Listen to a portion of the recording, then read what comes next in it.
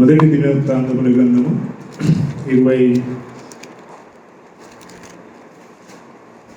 22వ అధ్యాయం 21వ అధ్యాయం నుండి 22వ అధ్యాయములో కొన్ని వచనాల వరకు చదువుకున్నాం.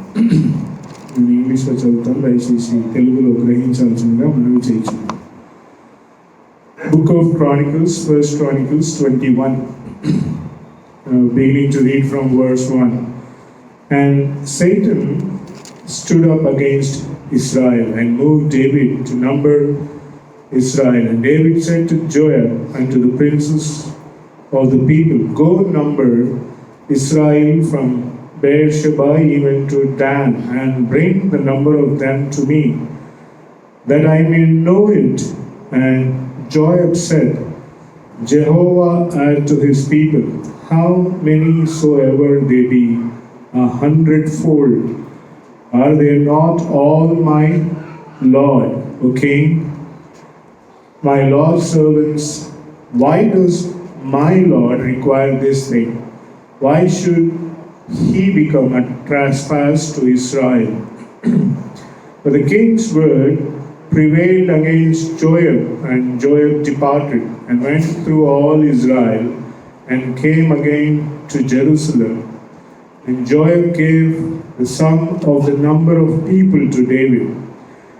And all they of Israel were 1,100,000, and men that drew sword, and of Judah 470,000 men that drew sword. But Levi and Benjamin he did not count among them, for the king's word was abominable to Joab. 14th verse. మొదటి దినవృత్తాంతముల గ్రంథం 21వ అధ్యాయం 14వ వచనం 15వ వచనం. And Jehovah sent a pestilence upon Israel, and there fell of Israel 70,000 men. And God sent an angel to Jerusalem to destroy it, and he was destroying. Jehovah beheld, and he repented him of the evil, and said to the angel that destroyed, "It is enough. Withdraw now thine hand."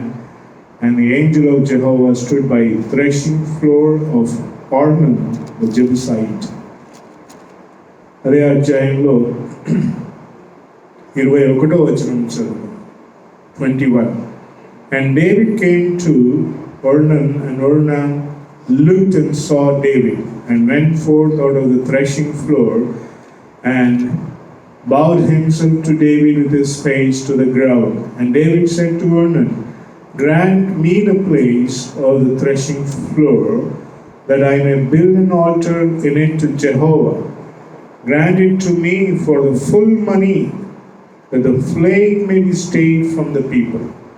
And Ornan said to David, "Take it to thee, and let my lord the king do that which is good in his sight.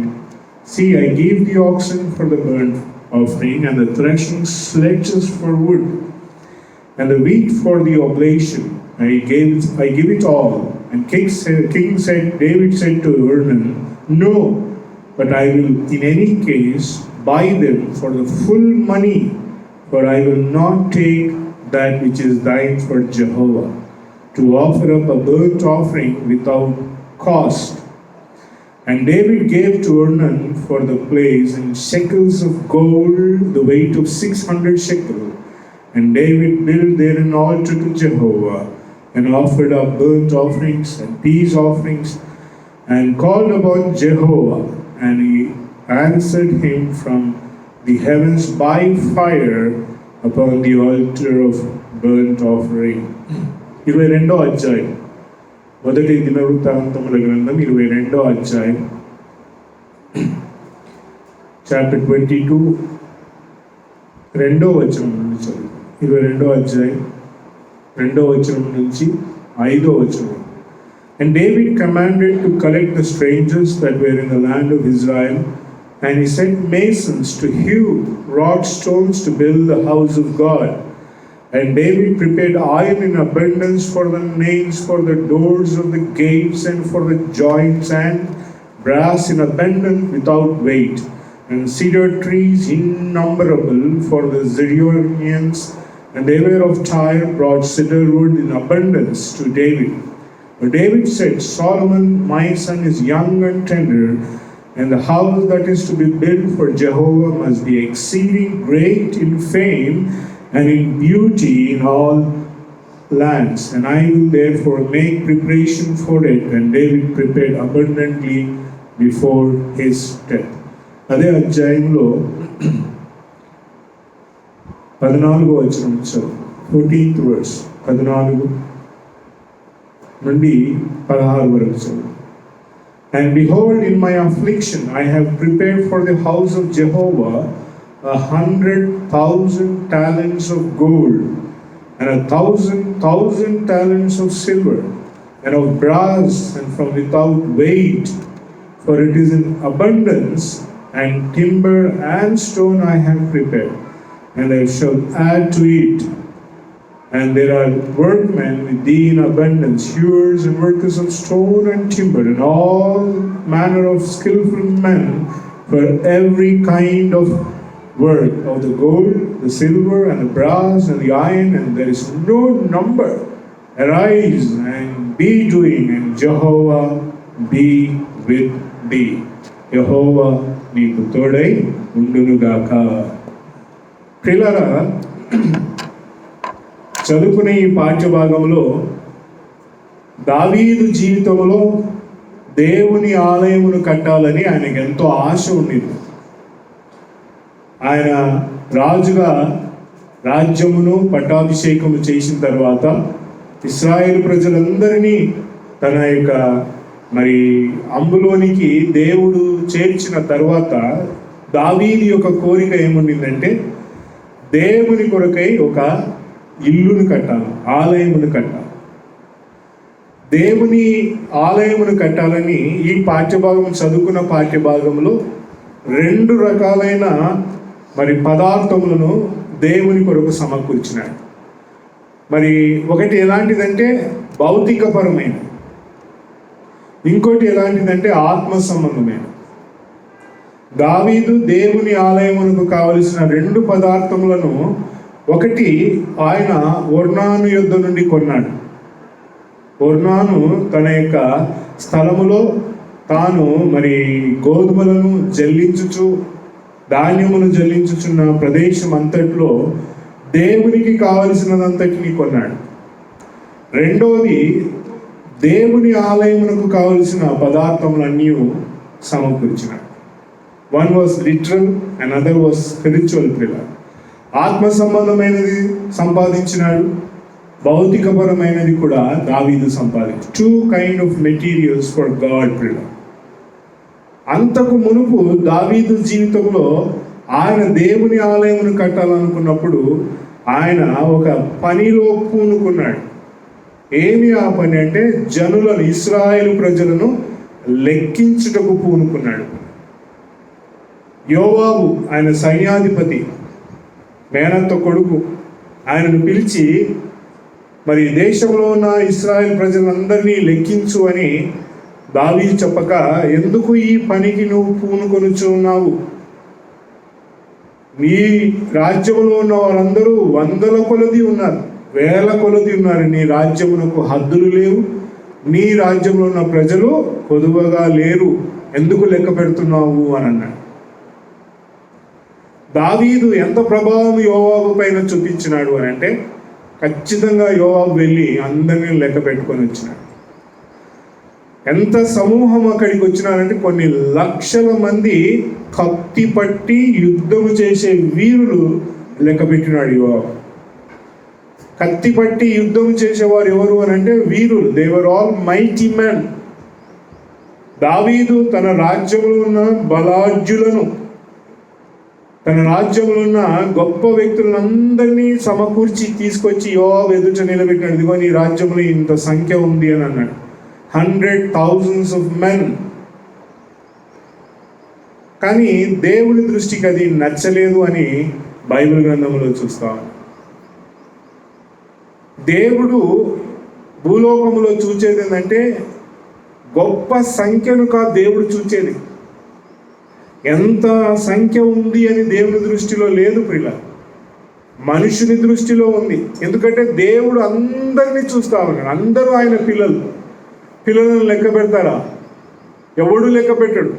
నీకు ఎంతమంది పిల్లలను అడిగితే జవాబు చెప్తారు, కానీ నాకు నా ఇంట్లో మొదటోడు, రెండోడు, మూడోడు, నాలుగోడు రండి అని లెక్క పెట్టుకుంటా ఉంటాం. No, the house has no numbering ప్రియుల. ఇంట్లో ఉండే మనుషులకు, ఇంట్లో ఉండే జనాంగానికి లెక్క లేదు. అన్యుడు చేసే పని అది. మరి కైజరు యేసుక్రీస్తు ప్రభు పుట్టినప్పుడు ఒక చాటింపు జరిగింది. జనులందరూ లెక్కించబడాలని రోమా ప్రభుత్వము ఆజ్ఞ వేసింది పిల్ల. అన్యుడు చేసే కార్యం, దేవుని ప్రజలు, దేవుని పిల్లలు ఈ కార్యమును చేయజాలరు. లెక్క పెట్టుట కాదు. దేవునికి కావాల్సింది ఏంటంటే నాణ్యత. దేవుడు తన ప్రజల మధ్య కోరుకుంటున్నది ఏంటంటే క్వాంటిటీ కాదు, క్వాలిటీ కావాలని దేవుడు కోరుకుంటున్నాడు. దావీదు క్వాలిటీ ఎంత ఉంది అని చూడడం కన్నా క్వాంటిటీ ఎంత ఉందని మెజర్ చేయడానికి వెళ్ళినాడు. దావీదు జీవితంలో దేవుని ఆలయమును కట్టాలా, దేవుని కొరకై ఒక భవనమును నిర్మించాలా అనే తలంపుతో he started in a wrong way పిల్ల. దేవుడు ఏం చేసినాడంట? మొత్తినాడు. ఇశ్రాయేలు దేశం అంతటిని దేవుడు మరి శిక్షకు గురి చేసినాడు. చేసి గాదు దగ్గరికి వెళ్ళి దేవుడు దావీదుకి ఇలాగూ సెలవిమ్మన్నాడు. అంతకుముందు దావీదు ఏం చేసినాడు? అయ్యా, నేను పొరపాటు చేసినాను, నా తప్పును మన్నించు అని దేవుని దగ్గర మొరపెట్టాడు. దేవుని దగ్గర మొరపెడితే గాదుతో దేవుడు వర్తమానం పంపించి దావీదు దగ్గర 3 ఆప్షన్స్, ఇదిగో 3 మరి విషయములను ఆయన ఎదుట ఉంచు అని అన్నాడు. ఆ 3 సంగతులు ఏంటంటే మనము గమనిస్తే ప్రియులారా 21వ అధ్యాయంలో ఉంది. 3 things I put before David అని అంటారు. 10వ వచనంలో ఉంది.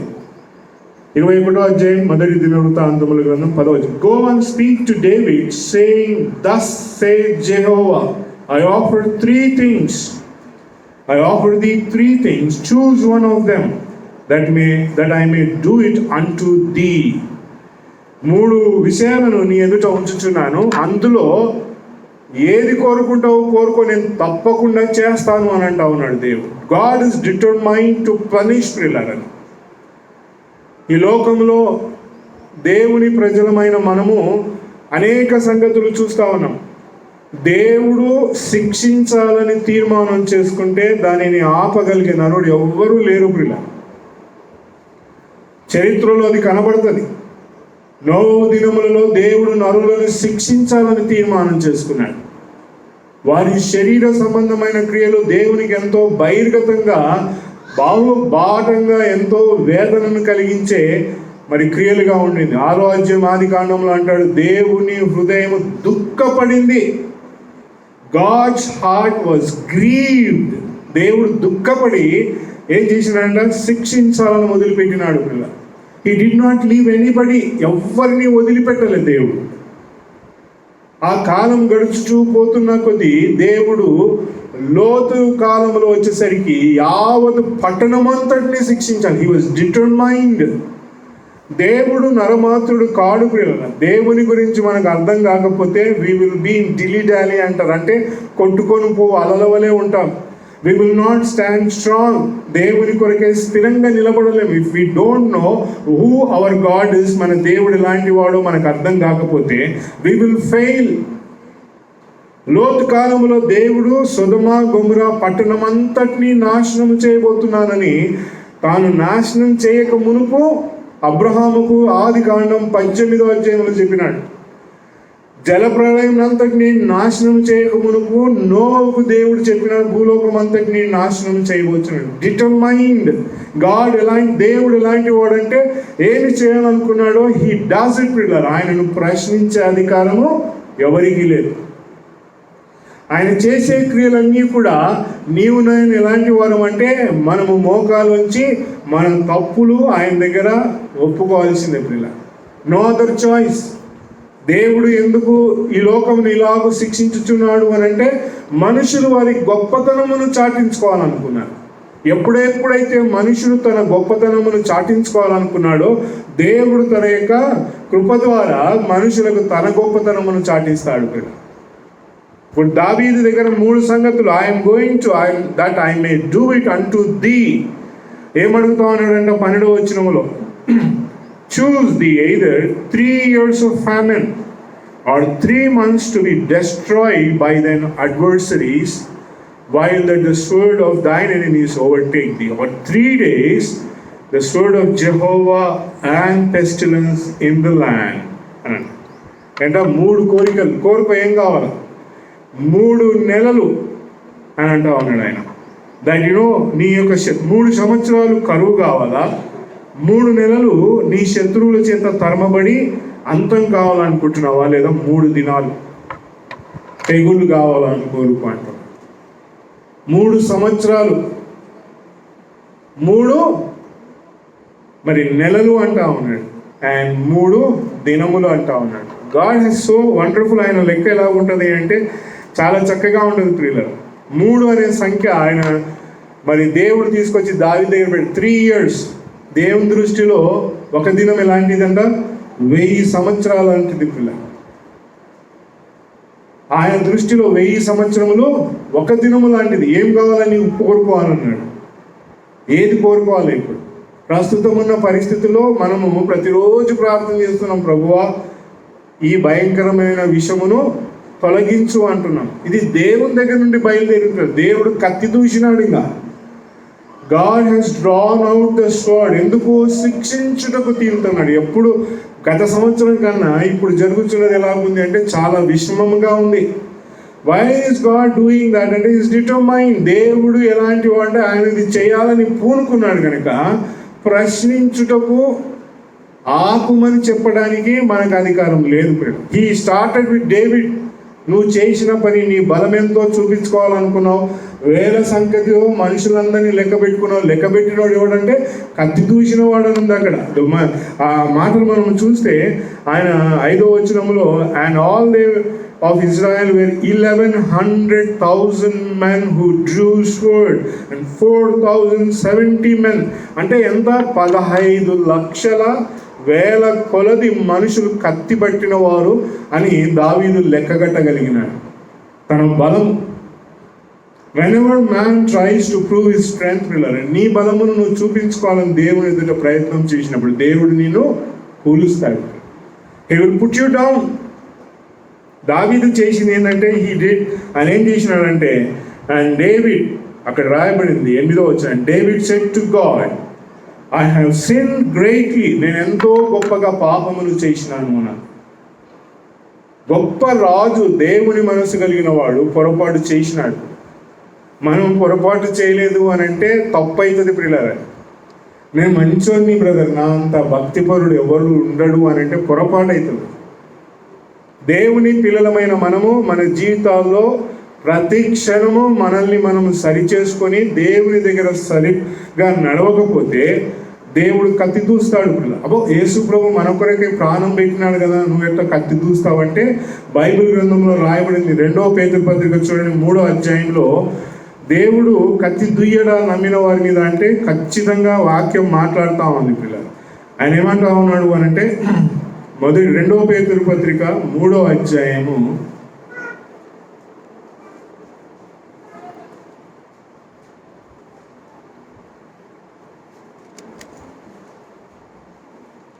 9వ వచనం నుంచి, The Lord does not delay his promise as some account of delay, but it is long suffering towards you, that not willing that any should perish, but all should come to repentance అని చెప్తా. అందరూ మారు మనసు పొందాలని దేవుడు దీర్ఘశాంతమును వహించి మరి ఆయన ఎదురు చూస్తా ఉన్నాడు. ఆ ప్రస్తుతం ఉన్న కాలము దేవుడు తన ఇంటితో తీర్పును ఆరంభించాలనుకున్నాడు. హెబ్రీ పత్రికలో మనం చూస్తే 12వ అధ్యాయంలో అంటాడు, ఇంత గొప్ప రక్షణను ఎలా నిర్లక్ష్యము చేసేదవు అంటాడు. దేవుడు మనల్ని కాపాడినాడు, రక్షించినాడంటే మనం నిర్లక్ష్య వైఖరితో ఈ భూలోకంలో సాక్ష్యమును కొనసాగించాలని లేదు. మరణము అనగానే మంచోడు లేచి కూర్చుంటాడు. మంచి నిద్రలో ఉన్నవానికి కూడా ఫలాని వ్యక్తి చనిపోయినాడు అని అంటే అతని నిద్ర ఎగిరిపోతుంది. మరణము మనుషునికి ఎంత భయంకరమైన ప్రీతికరమైనది ఎవరికేనంటే యేసు ప్రభుని నమ్మిన వాడికే. యేసు ప్రభుని నమ్మిన వాడు మరణము వచ్చింది అని అంటే ఎంత సంతోషంగా దేవుని సన్నిధికి ఇతడు చేరినాడు అని అంటాం. దుఃఖముతోను దేవుని యొక్క ప్రియబిడ్డలమైన మనం అందరము కూడా దేవుని యొక్క సన్నిధిలో ఎలాగూ నడుచుకోవాలి. దావీదు ఎంత గొప్ప భక్తుడైనా కూడా he had to face God's fury పిల్లర్. దేవుని ఉగ్రతను చూడాల్సిన అవసరం వచ్చింది. ఆ కాలంలో 70,000 మంది తెగులు చేత దేవుడు దూత చేత కత్తి దూయించి ఆ ప్రదేశం అంతటిని సంహరించినాడు. దావీదు అన్నాడు చివరికి ఓడిపోయినాడు. అన్ని లక్షల మంది కత్తులు పట్టుకొని నిలబడితే దేవునితో గెలవలేరా? దేవునితో పోరాటం చేయలేరా? దేవుని శక్తి ఏందో మనకు తెలియకపోతే ప్రియులారా, వీ విల్ లిటరలీ ఫెయిల్. మనుషుడు ఏమనుకున్నాడంటే ఇట్లా కాదు, నేను దేవుని దగ్గరికి వెళ్ళాల్సింది, నేను చక్కని గోపురమును కట్టుకొని స్ట్రైట్ అవే రాకెట్ లాగా పరలోకానికి దూసుకొని వెళ్తానని బాబేలు గోపురమును కట్టినాడు ఆదికాండం 11వ అధ్యాయంలో. ఎలాంటి టవర్ అంటే ఆకాశమును అంటి పరలోకమునకు నేరుగా పోవాలని. దేవుడు మనుషుడు ఏమి కడుతున్నాడో చూడాలని దిగి వచ్చినాడని రాయబడింది. ఈ came down to look what man was building. మనుషుడు ఈ కట్టుచున్న అవన్నిటినీ దేవుడు చూచి ఏం చేయలే. దేవుడు వారి భాషను ఈ కన్ఫ్యూజ్ దేర్ లాంగ్వేజ్, కన్ఫ్యూజన్ తీసుకొచ్చినాడు. మనుషులు చెదిరిపోయినారని రాయబడింది. దేవుని శక్తి ఎంత గొప్పది అని అంటే మనుషుడు ఊహించలేనటువంటి క్రియ జరిగిందంట. Man failed there. దావీదు ఓడిపోయినాడు. కానీ దావీదు ఓడిపోయి ఏం చేసినాడంటే దేవుని దగ్గర క్షమాభిక్ష అడిగినాడు. ఫర్గివ్ మీ, ప్రభువా నన్ను క్షమించు, ఏ నష్టము జరుగుతూ ఉందో ఈ నష్టమును ఆపు. అయితే ఎన్నుకో, చూస్ సంథింగ్, నీకేం కావాలో దేవుడు కోరుకోమంటూ ఉన్నాడు. కానీ దావీదు ఏమన్నాడంటే ఆయన ఒక చక్కని మాట అన్నాడు. He said something very beautiful. 13వ వచనంలో ఉంది, మొదటి దినవృత్తాంతముల గ్రంథం 21వ అధ్యాయం 13వ వచనం. David said to God, I am in a great strait, let me fall, I pray thee, into the hands of Jehovah, for his mercies are very great, but let me not fall into the hands of men. మనుషుల చేతిలో పడుట కంటే నేను యెహోవా చేతిలో పడతాను. ఆయన కనికర సంపన్నుడు అని అన్నాడు. దావీదు ఎరిగినాడు what he has done is wrong.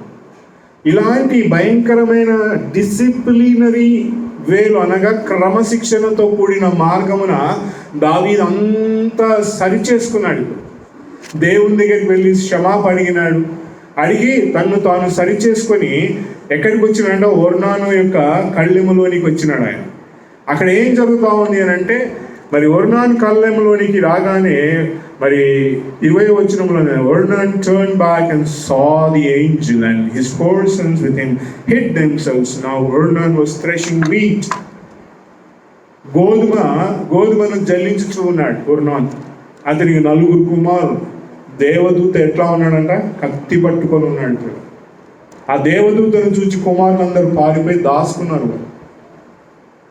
ఇంకా ఎలాగున్నారు వీళ్ళు అని అంటే దావీదు ఆ దేవదూతను చూచినాడు. అతడు కూడా భయపడినాడు అన్న. ఏం చేయాలి? What should we do now?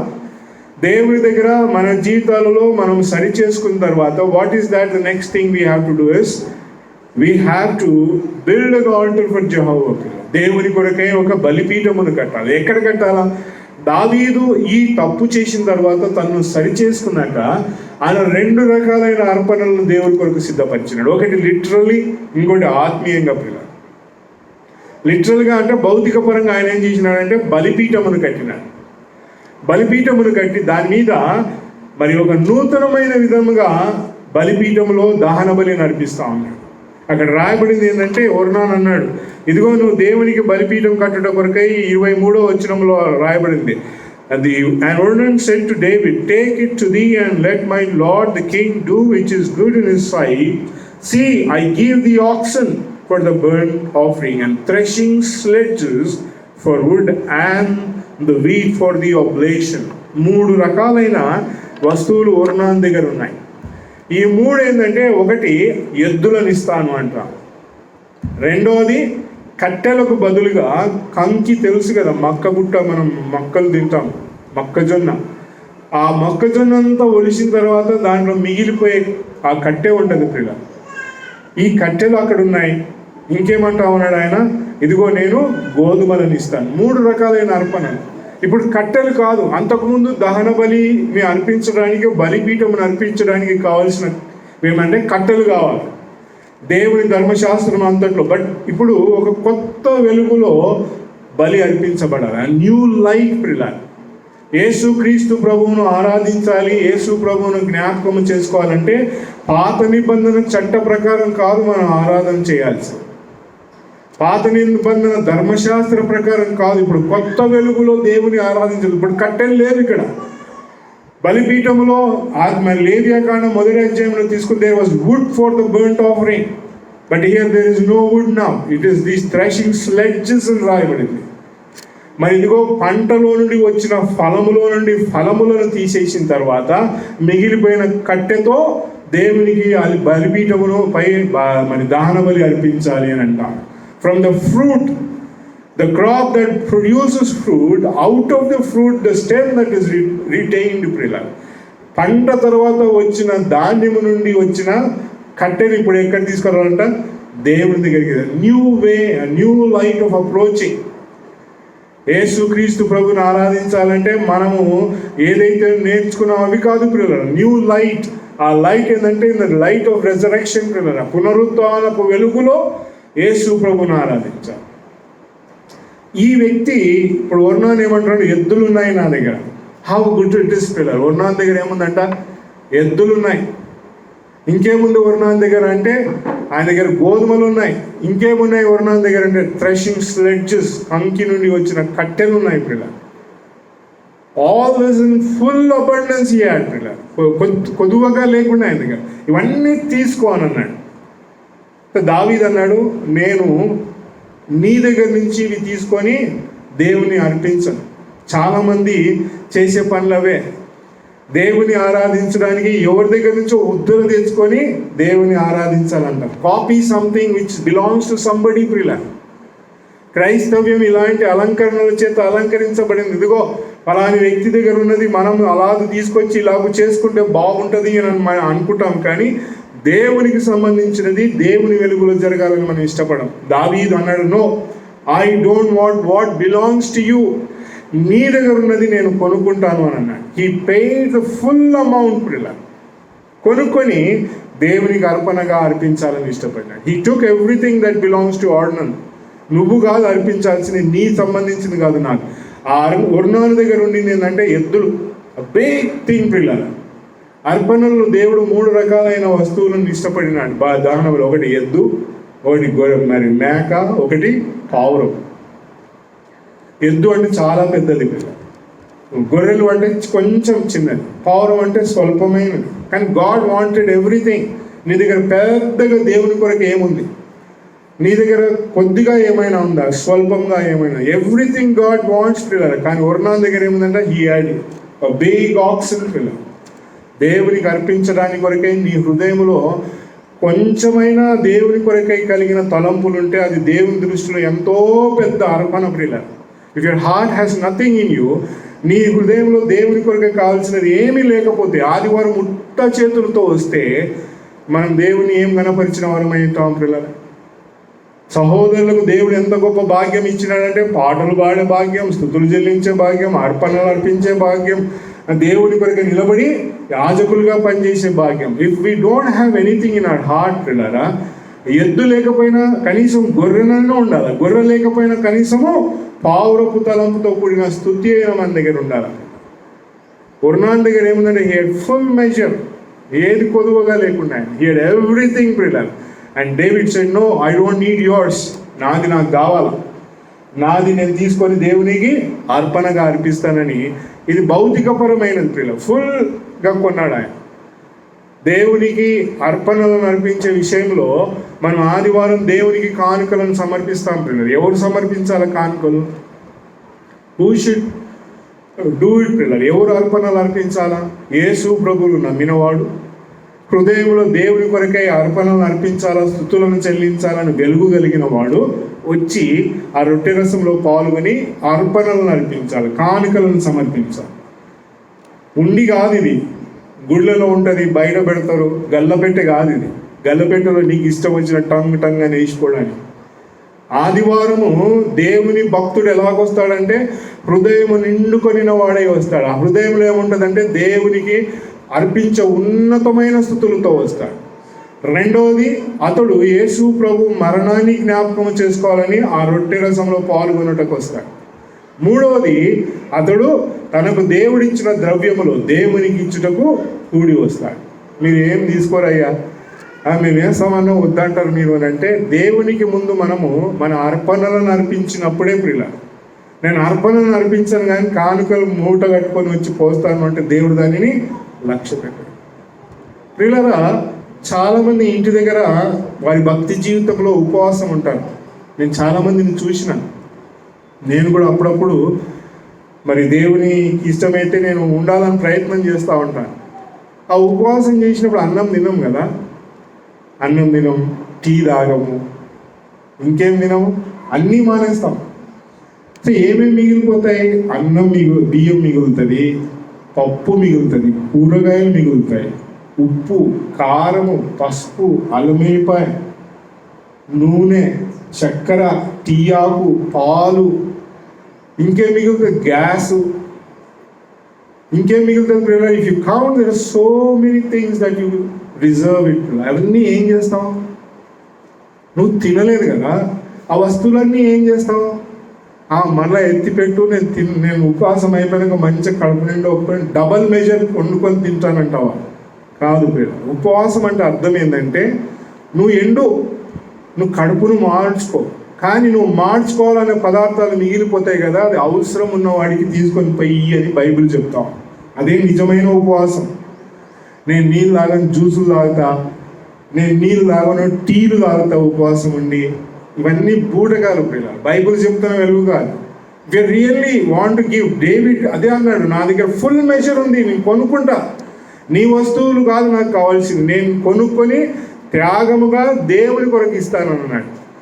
దేవుని ప్రియబిడ్డలమైన మనము దేవుని ప్రజలకు మనము చేయాల్సినది ఎంతో ఉంది ప్రియులారా. మనం చేస్తున్నామా? మేము కొత్త దినాల్లో నమ్ముకున్నప్పుడు బియ్యం జరుగుతున్నప్పుడు, అమ్మ నీ ఇంట్లో ఎంత వండుకుంటా, ఒక పిడికెల బియ్యం అక్కడ పక్కకు పెట్టు, ప్రతి పూట అదంతా మూట కట్టుకొని వచ్చి ఆదివారం అక్కడ కానుకలలో పెట్టు, దూరం నుండి వచ్చే వారికి భోజనాలు వండి పెట్టవచ్చు అనేవాళ్ళు. ఎన్ని బియ్యం వచ్చో.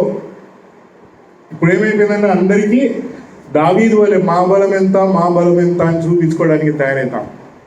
మై ఫ్రెండ్, దావీదు దగ్గర లిటరల్గా he had something to buy for God pillar. దేవుని కొరకై సంపాదించాలనుకున్నది ఆయన దగ్గర ఉండింది. అదంతా కూడా తన క్రయము, తన డబ్బులన్నింటినీ చెల్లించి ఆయన కొన్నాడు. ఇలాగూ చేసినందువల్ల ఏమొచ్చింది దావీదుకు అంటే, తెగులు ఆగిపోయింది. దేవుడు శిక్షించాలనుకున్న ఆ శిక్ష అంతా ఆగిపోయింది ప్రియుల. దేవుని శిక్ష ఆగాల, దేవుని యొక్క క్రమశిక్షణ అంతా ఆగిపోవాలంటే నీ దగ్గర దేవుని ఆపగలిగే శక్తి ఉండాలి ప్రియుల. నీ దగ్గర దేవుని ఆపగలిగే శక్తి లేకపోతే, if you don't have the power of God in you to stop God what is he doing, ఆత్మీయ జీవితానికి అర్థమే ఉండదు.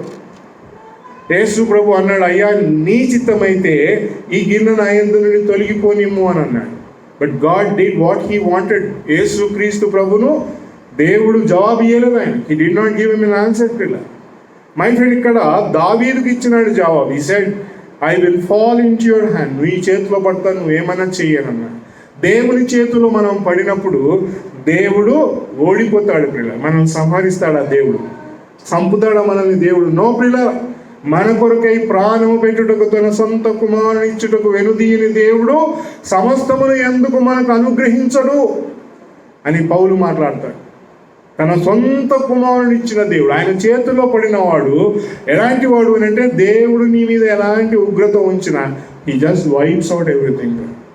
అంత కనికరము కలిగిన దేవుడు, కరుణా సంపన్నుడు నా దేవుడు అని దావీదు మాట్లాడుతాడు. మై ఫ్రెండ్, నీ జీవితంలో యేసు ప్రభువుని ఎరిగిన తర్వాత if you don't have self judgement, నిన్ను నీవు తీర్పు తీర్చుకుంటూ నీ జీవితమును సాగకపోతే యూ విల్ స్టాప్, అంతే ఆగిపోతావు. ప్రార్థనకు రావు, దేవుడి సన్నిధి నచ్చదు, బైబిల్ నచ్చదు, పాటలు నచ్చవు, మీరు వండి నేను రానని దుప్పటి కప్పుకొని పండుకుంటావు, లేకుంటే పని వెతుక్కుంటూ తిరుగుతూ ఉంటావు లోకమంతా. దేవుని ప్రజలమైన మనం, మన దగ్గర సెల్ఫ్ విల్ జడ్జ్మెంట్ లేకపోతే వీ విల్ స్టాప్.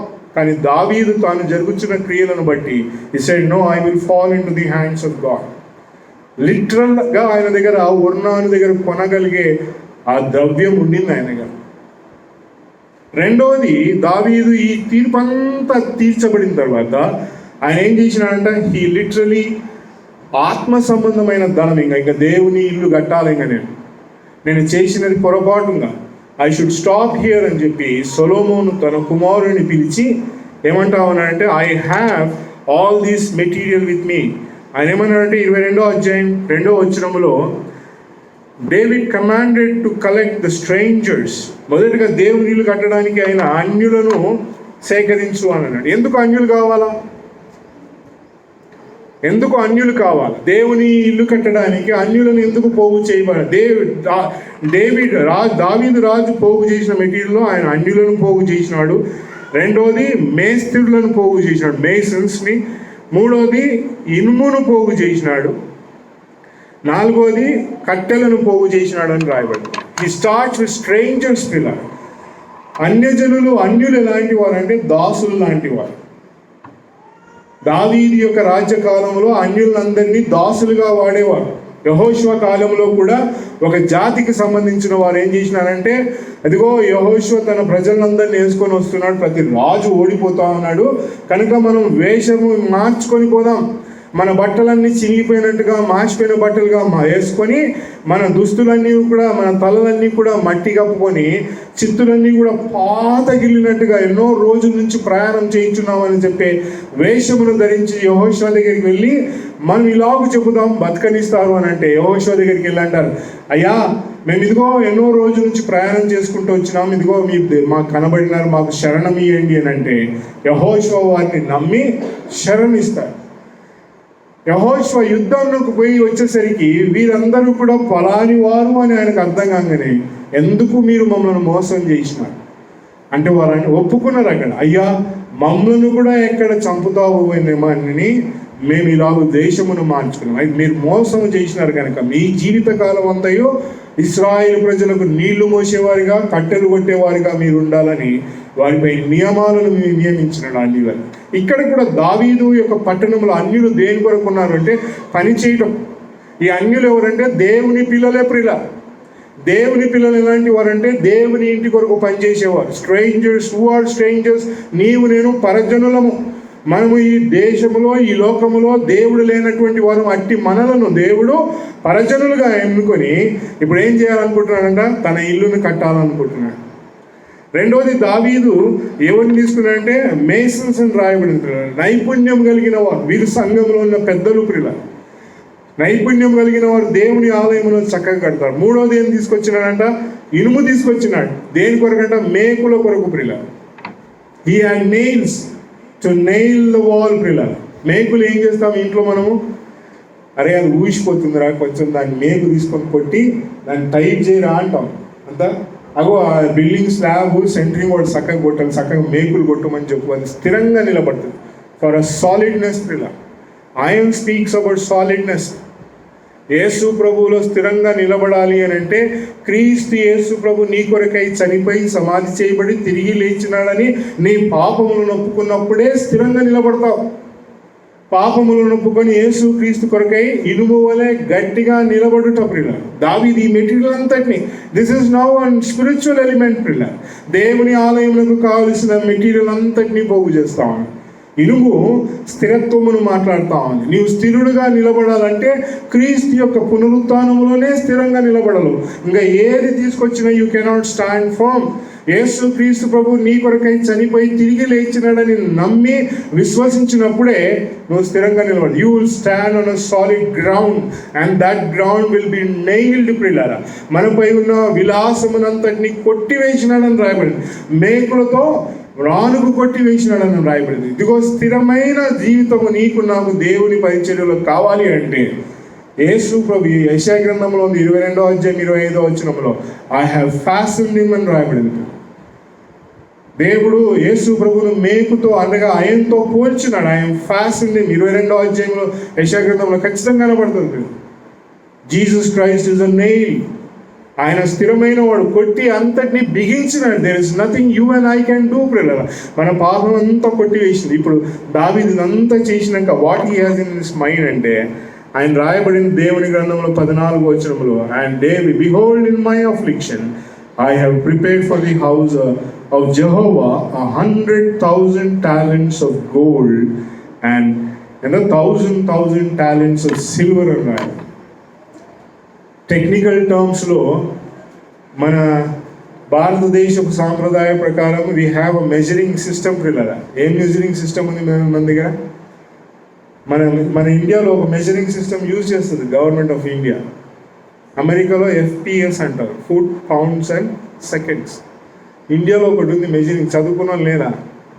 ఇంజనీరింగ్ చదువుతున్నాడు, డిగ్రీ చదువుతున్నాడు. What is the measuring unit that we use? పిల్లల MKS, metres, kilograms and seconds. India వాడే వేయి తూకమునకు వాడేది ఏంటంటే మీటర్స్, కిలోగ్రామ్స్ అండ్ సెకండ్స్. ఆ లెక్కల ప్రకారం దావీదు తీసుకొచ్చిన బంగారం ఎంత అంట తెలుసా? 1100 tons. ఎన్ని టన్నులు? 1100 టన్నుల బంగారం. ఒక లారీలో ఎన్ని టన్స్ వస్తాయి తెలుసా? మేము ఉష్క కొంటాం, 40 టన్నులు వస్తాయి. ఎన్ని టైర్స్ ఉంటాయి దానికి? 16 టైర్స్ ఉంటాయి దానికి. 16 గానులు కలిగిన లారీలో 40 టన్నుల ఉష్క వస్తుంది. ఫుల్గా నింపుకొని వస్తాయి.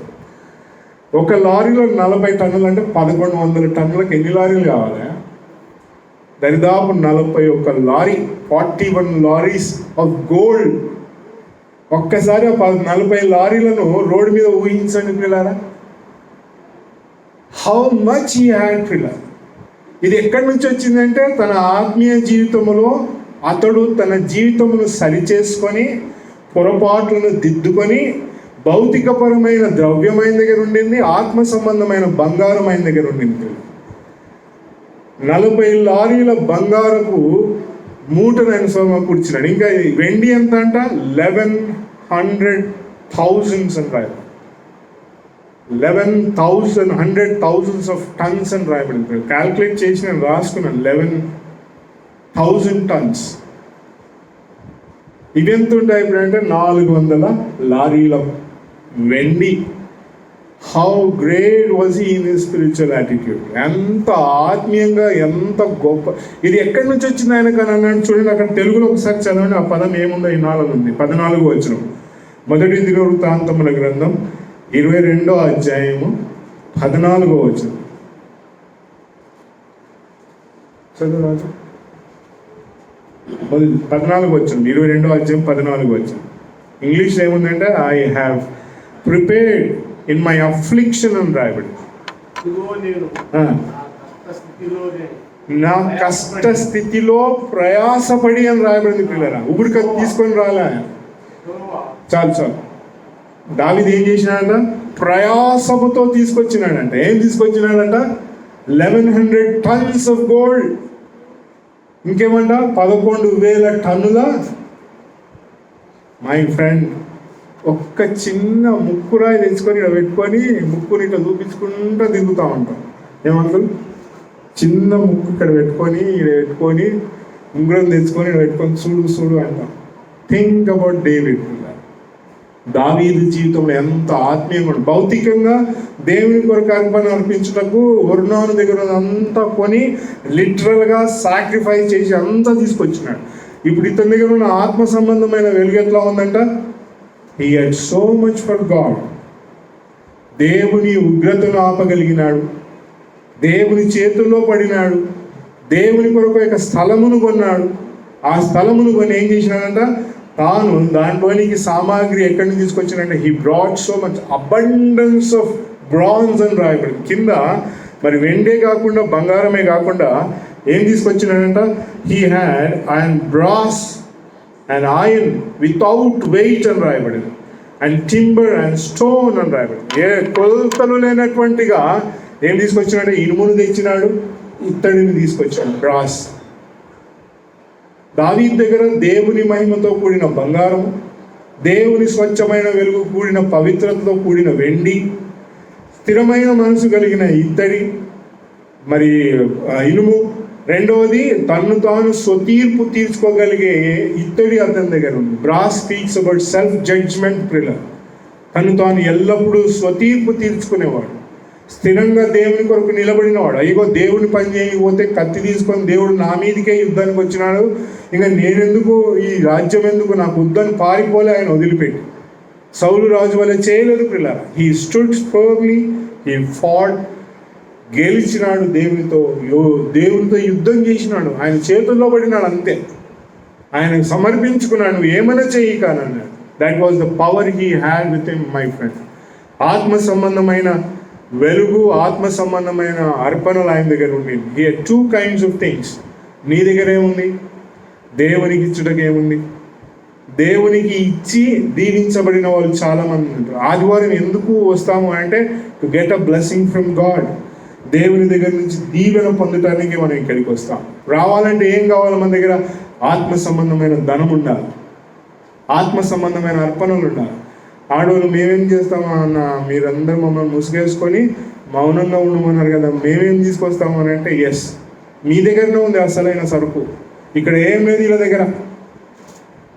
స్త్రీల దగ్గర ఉన్న సరుకు ఎంత గొప్పది అంటే యేసు ప్రభు అదే చూసినాడు పిల్లగా.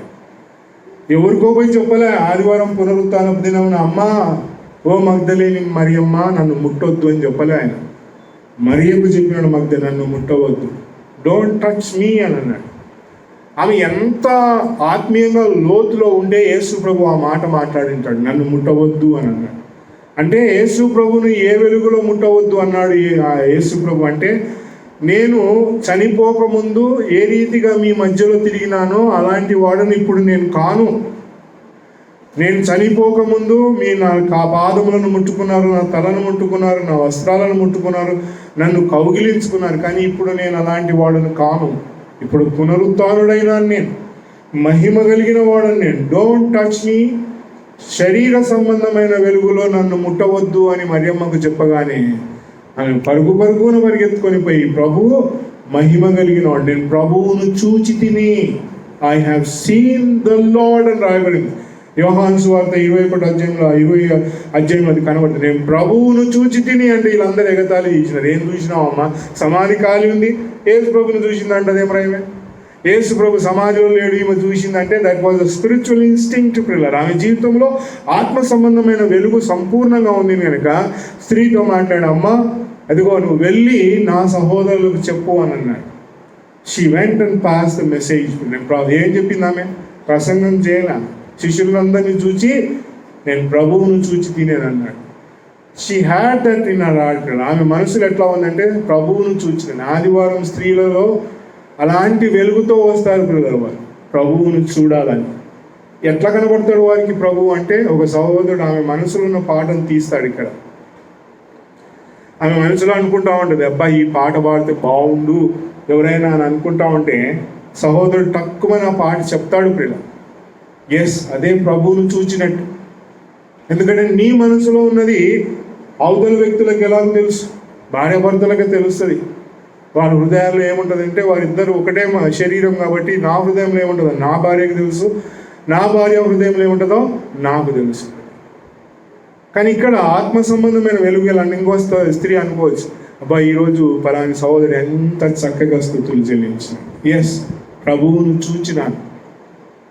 దట్ ఈస్ వాట్ పిల్లలు. ఆత్మ సంబంధమైన ధనము మన మధ్యలో ఉంటే, యేసుక్రీస్తు ప్రభువును మనము హృదయంలో సంపూర్ణంగా కలిగి ఉంటే, దావీదు వలె he brought tons and tons of gold and silver and bronze and iron.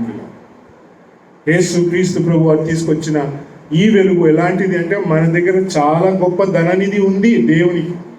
దేవునికి అవసరమైన ధననిధి మన దగ్గరకు ఉంది కనుక దావీదు ఏం చేసినాడంట, ఆయన ఇదంతయు కట్టి దేవుని కొరకు యొక్క ఆలయమును సిద్ధపరిచి, దేవుని ఆలయమునకు కావలసిన మెటీరియల్ అంతటిని తీసుకొచ్చి, మరి దావీదు తన జీవితంలో తాను చేసినదంతటిని కూడా సరి చేసుకున్నాడు. కనుక ప్రియులారా, మన చుట్టూ ఎలాంటి పరిస్థితులు ఉన్నాయో మనకు బాగా తెలుసు. ఇది దేవుని వల్ల కలిగిన పరిస్థితి. ఎవ్వరూ ఆపలేరుది. ఆపగలిగేవాడు ఎవడు అని అంటే, మోకాలు నుండి దేవుని చేతిలో పడాలనుకునేవాడే ఆపగలుగుతాడు.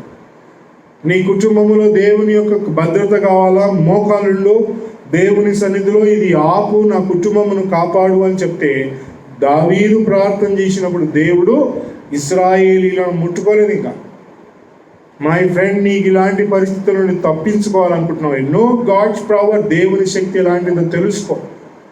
దేవుడు నిన్ను తగలక మునుపు నువ్వు దేవుని తగులు, దేవుడు నిన్ను ముట్టక మునుపు నువ్వు దేవుని ముట్టు. God will bring everything into peace and he will say stop. అడుంది ఆ వాక్యంలో మంచిగా ఆ పదాలు ఎలా ఉన్నాయంటే, and God said and stop this అని అన్నాడు. Before he says that and Jehovah and God said I will stop this అని అన్నాడు. దేవుడు దానిని ఆపినాడు. పిల్లలు, దేవుని చేతిలో పడుట ఎంతో ఆశీర్వాదం. And God said, because of the sword of Jehovah, the angels sword was there in the hand. పిల్లలు, దేవుడు అన్నాడు స్టాప్ అన్నాడు, ఆగు అన్నాడు. ఆ పదం కొరకు ఎదురు చూడాలంటే దేవుని శక్తి నీకు కావాలి. To say to God stop, ఆగు ప్రభువా అని చెప్పగలగాలి అని అంటే నువ్వు ఎంత భక్తుడవై ఉండాలో. My friend, speak with God. దేవుడు నిన్ను కాపాడాలనుకుంటున్నాడు. మంత్రశక్తులు కాపాడవు నిన్ను, తాయితలు కట్టుకుంటే కాపాడవు నిన్ను. ఫలానా బ్రదర్ దగ్గరికి వెళ్తే ఆ బాధ అయిపోతుంది అనుకుంటున్నావు, మోసపోతున్నారు. అందరూ లోకములో యేసు ప్రభువును నమ్మిన వారు దావీదు ఎవరి దగ్గరికి పోలేదే. గాదు వచ్చి ఏమన్నాడు అని అంటే, అక్కడ రాయబడింది, గాదు దేవుని ప్రవక్త. ప్రియులారా, దేవుడు ఆయనతో మాట్లాడి అన్నాడు, పోయి దావీదుకు చెప్పు అని అన్నాడు. దావీదు దగ్గరికి రాని దావీదు పోయి, గాతాన్ని కాలు మొక్త బాంచాను, నీకు ఇదిగో ఒక ఎకరా పొలం ఇస్తా, నీకు ఇది కోట్ల రూపాయలు ఇస్తా, నా కోసం ప్రార్థన చేయి, నువ్వు ప్రార్థన చేస్తే ఇదంతా ఆగిపోతుంది. No, he did not say that. ఆయన అది అనలే. మోసపోవద్దు. మనుషుల దగ్గర పరిగెత్తుకొని పోయి, వాడు ప్రార్థన చేస్తే బాగవుతుంది, వీడు ప్రార్థన చేస్తే బాగుతుంది, నువ్వు ప్రార్థన చేస్తే బాగు కాదా? పరిశుద్ధాత్ముడు నీలో లేడా? నీలో దేవుడు లేడా? నువ్వు యేసు ప్రభువుని నమ్ముకోలేదా? ఎందుకు మనుషుల దగ్గరికి పరిగెత్తుతావు? దావీదు చేసిన పొరపాటదే. ఇదిగో నా చేతుల్లో కత్తి పట్టుకునే వాళ్ళు ఎంతమంది ఉన్నారంటే, కొన్ని లక్షల మంది నా దగ్గర కత్తిలు పట్టుకునే వాళ్ళు ఉన్నారు అంటే, ఒక్కటే దూత కత్తి పట్టుకొని వచ్చింది అంతే. నీ లక్షల మంది కత్తి పట్టుకున్నవాడు ఏమైనాడు? ఒక్క దూత చేతిలో కత్తి పట్టుకొని వచ్చింది, వణికిపోయినాడు. అలా రాయబడింది 21వ అధ్యాయం కింద చూస్తే 30వ వచనంలో, but David could not go before it to enquire of God, for he was afraid because of the sword of the angel of Jehovah అని రాయబడింది. దావీదు ఏమైనాడంటే, చివరి వచనంలో ఉంది 21వ అధ్యాయం చివరి వచనం చూడండి, దావీదు భయపడినాడంటే. ఎవరికి భయపడినాడు? కత్తి పట్టుకొని నిలబడిన దూతను చూసి భయపడినాడు. ఏమైపోయారు? నీ యోధులు ఏమైపోయినారు? నీ వీరులు ఏమైపోయినారు? నువ్వు కలిగిన వాళ్ళందరూ ఏమైపోయినారు? లెక్క పెట్టినావు కదా, నా దగ్గర ఇంతమంది ఉన్నారు అని చెప్పి.